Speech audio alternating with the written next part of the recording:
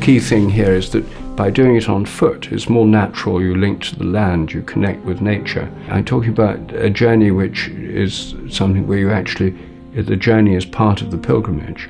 And so I myself think that the revival of pilgrimage on foot is one of the most hopeful signs of a change that's going on in Europe. We have a tradition within Shia Islam when it comes to the Prophet Muhammad's grandson, Imam Hussain, who was slaughtered with his family in a land called Karbala in Iraq.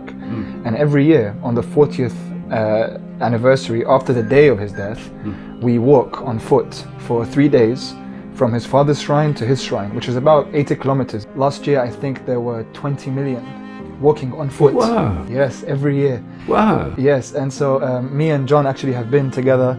We've walked it together. And of course, if you ever were interested, hopefully after this COVID-19 has settled, we would love to take you. And you're right, the experience of walking on foot is so different than, of course, there are elders that can't make it, so they take the bus.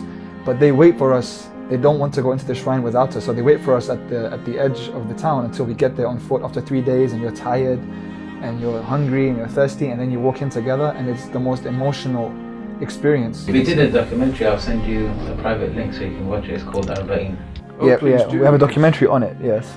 Well, this must be the biggest on-foot pilgrimage in the world. It actually is, but it's not very well known. But it's, I think did it break the record for the largest religious gathering? It was peaceful. Yes. And it only started again after Saddam was removed from power, because he would chop hands and legs off or kill people who wanted to, because it's a stand against injustice. Yes. Oh, I see. The saint that we're visiting was slaughtered because he was standing against the tyrant of that time.